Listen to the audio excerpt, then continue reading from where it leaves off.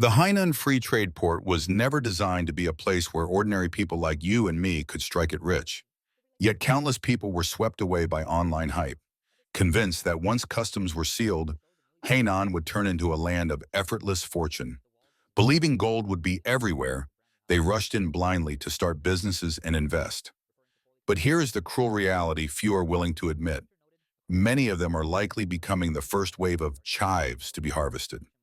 On the third day after customs closure, bananas in Haiku sold for 4.68 yuan per jin, while the same bananas on the mainland cost just 1.68 yuan, an early warning sign hidden in plain sight. To see what was really happening, we went to Yangmugang to inspect the port area ourselves. Anyone can check the data. How many foreign oil companies are actually operating here? The answer is telling. What we saw was not a bustling free trade hub, but a vast construction zone still unfinished. We spoke with local residents as well, and their conclusion was simple and unanimous. Nothing meaningful has changed so far. Many people continue insisting that housing prices in Hainan are bound to rise. Don't believe it. Look at reality. Housing supply has already far exceeded demand. Young people today would rather rent than drain 6 family wallets just to buy a home. Prices keep sliding, yet there are no buyers stepping in. Old, poorly maintained seaside apartments sit empty, with vacancy rates exceeding 50% in some areas. Expecting these properties to rise in value, it is pure fantasy. Customs may be sealed, but a basic bowl of soup still costs 10 yuan, and there aren't even eggs in it. Some say Hainan will become the next Hong Kong after closure. I moved here and saw none of that reflected in daily prices. People keep asking what has become noticeably cheaper since customs closure. The answer is simple: almost nothing. I watched the news repeatedly, and all they talked about was durian. But what actually changed on day one?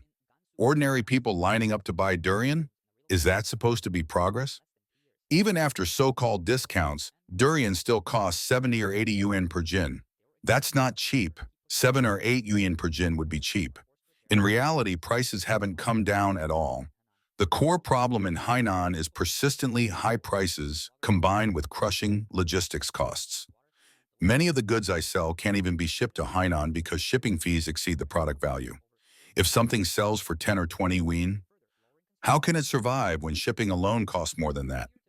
Logistics is Hainan's structural weakness. And here's a rule you should never forget. As long as a place is a tourist city, prices will never be low. Don't come to Hainan expecting cheap living. It simply won't happen. Some people claim imported goods will become cheaper after customs closure. That idea doesn't survive contact with reality. There isn't a single tourist city that doesn't overcharge. None. So stop fantasizing about escaping high living costs by relocating. From the perspective of an ordinary resident, what actually changed on the third day after customs closure? The most obvious difference was this: all the street vendors near my home disappeared. Yesterday I wanted to buy a handheld fan. None available. Cold dishes? Gone. The pancake stall near Xinjia camp? Also gone. The streets look cleaner now, but at a heavy cost. After the trade fair, vendors were banned from operating. Some vegetable market vendors even asked me if they could rent a room, because once the fair ended, they needed somewhere to live. Now they aren't allowed to stay at all and must move elsewhere. This has dealt a devastating blow to small vendors and micro businesses. In Haiku, I used to walk just 300 meters in any direction and find pig's feet, pig's blood soup, Hainan noodles, or old-style tea. Food was everywhere in every alley and side street. Why? Because these vendors operated on thin margins and low prices. Once they were pushed out, that entire ecosystem vanished overnight. Food prices today are shocking. Pork belly I bought recently cost 6 yuan per jin, yet spinach costs even more than pork. Everyone says Hainan is expensive, but now it has reached absurd levels. 2 apples cost 15 yuan. Tomatoes cost 10 yuan per jin. People earn 5th-tier city wages but pay 1st-tier city prices. University graduates earn just 2,000 to 3,000 yuan a month, with rent alone swallowing half their income. And if you complain, people tell you, if it's too expensive, just leave. Instead of fixing the problem, the solution seems to be removing the people. Local Hainan residents largely feel indifferent toward customs closure because they have gained nothing from it. All I care about is whether tomorrow I can buy 5 apples instead of 2 for 15 yuan, or tomatoes for 2 or 3 yuan instead of 10. That's my modest wish. So what impact has customs closure really had on ordinary people? Honestly, almost none. Hainan has gone through these cycles before. Intense hype at the beginning, followed by silence. You don't need to listen to official slogans. Bluntly speaking, the goal has always been to turn Hainan into a zone to stimulate tourism and consumption. Yes, some taxes are waived, but prices remain stubbornly high. Take the iPhone as an example. A 256 gigabyte iPhone 17 Pro sells for 8,030 in at Hainan duty-free stores. Check any e-commerce platform and you'll find similar prices, sometimes lower. Only high-end luxury goods show noticeable discounts. But how many people travel to Hainan just to buy luxury bags? And that hardly revitalizes tourism. We visited Hainan last year to look for new projects and business opportunities. Aside from a handful of duty-free stores, vitality was scarce. A region's economic health shows most clearly during the new year, whether people gather, spend, and celebrate. Walking along Hainan's famous East Coast, I felt almost no festive atmosphere at all. Look at Hong Kong today. The festive energy has faded there too. As for the Hainan Free Trade Port, it can be summed up in 8 blunt words. No luck, no breakthrough, no future. Data shows Hainan has increasingly become a destination for domestic tourists to cut back on spending rather than indulge. Its economic ranking sits near the bottom nationwide, only marginally ahead of Tibet and Shanghai. Analysts describe it as a peripheral region, lacking talent concentration, industrial depth, and a resilient ecosystem. The current decline feels less like a cycle and more like a prolonged downturn. Once thriving areas such as Yixing Square are now largely shuttered. Zimao Port still looks bright at night, but inside it's empty. Formerly crowded railway zones and night markets are mostly closed. In Guomao, housing prices have dropped sharply, something that would have been unthinkable just a few years ago. Local business owners say conditions worsen every year. People leave because they can't find work, and newcomers who fail to find jobs leave just as quickly. Making money has become extraordinarily difficult. People are trapped, unable to move forward, yet with nowhere left to retreat.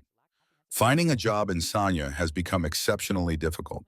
This is a city built almost entirely on consumption. People come to eat, relax, and spend. Most businesses revolve around food, hotels, and tourism services. But the fatal weakness is seasonality. If you can only make money for 1 or 2 months a year, can that really sustain a life? For many, the answer has already become painfully clear. This winter feels profoundly abnormal. In previous years, people began arriving in Hainan as early as October to escape the cold.